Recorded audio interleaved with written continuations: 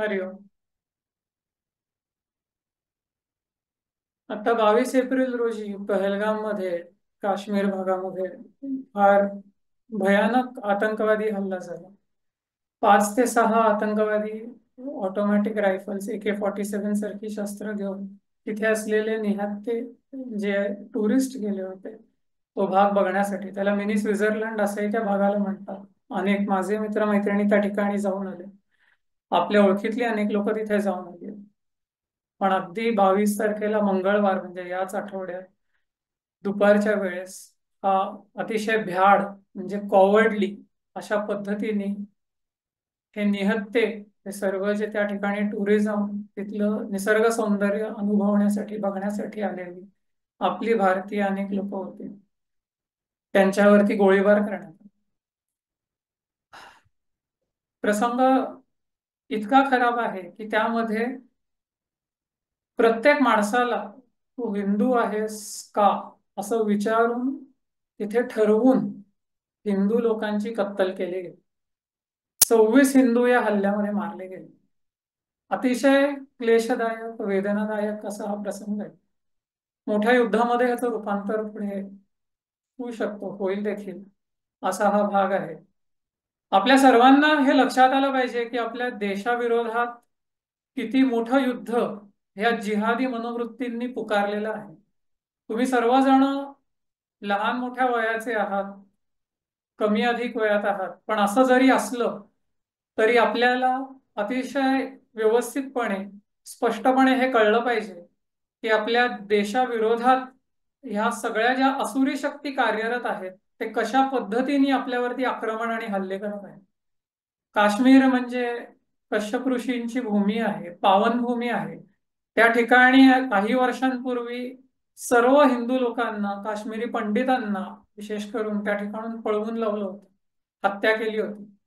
त्यानंतर फार मोठा काळ त्या ठिकाणी इस्लामीकरण सर्व प्रदेशाचं झालेलं आहे आणि त्यानंतर आता गेल्या काही वर्षात तो भाग सर्व प्रगतीकडे वाटचाल करत असताना हा एक मोठा हल्ला पाकिस्तानच्या मदतीने या ठिकाणी घडवून आणण्यात आला. 26 लोक मी म्हटलं तसं मारली गेली. 27 लोक टोटल असा तो आकडा आहे, 27 किंवा 28. काही लोक गंभीररित्या जखमी झाली आहेत.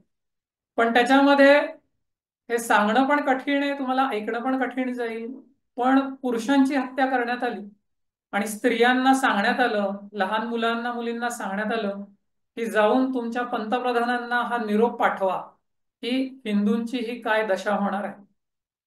हे आपल्या सर्वांना लक्षात आलं पाहिजे. आणि हिंदू आहे का नाही आहे हे तपासण्यासाठी त्यांना कुराणमधले कलमे पाडण्यासाठी सांगण्यात आलं. ज्यांना ते जमले नाहीत त्यांना जागेवरती गोळी घालण्यात आली.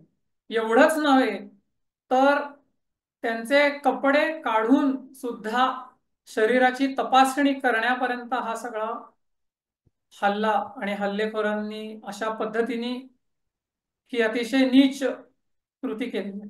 तर ह्या सर्व हल्लेखोरांच्या आणि या हल्ल्याच्या निषेधार्थ आपण खरोखर याचा निषेध मनापासून केला पाहिजे.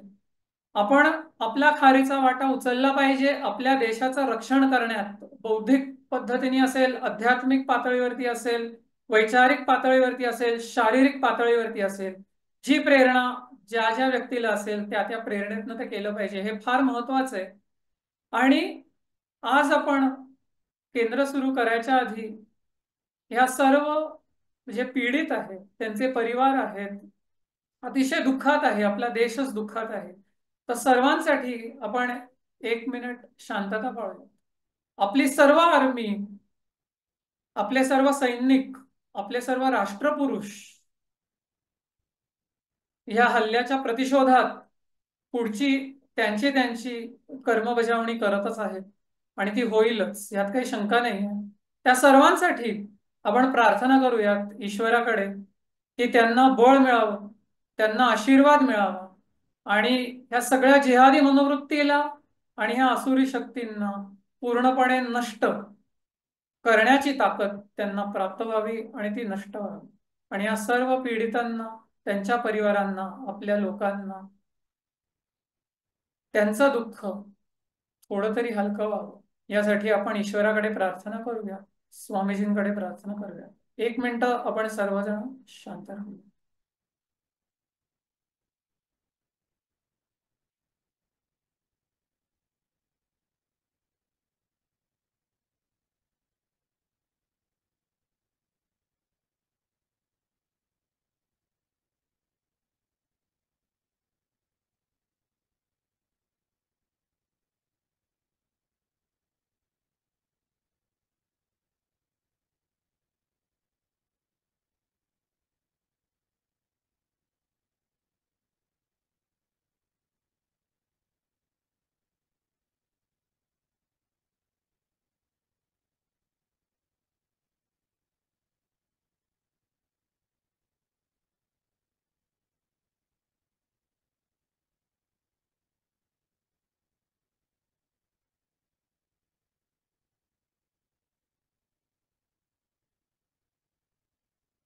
श्रीराम.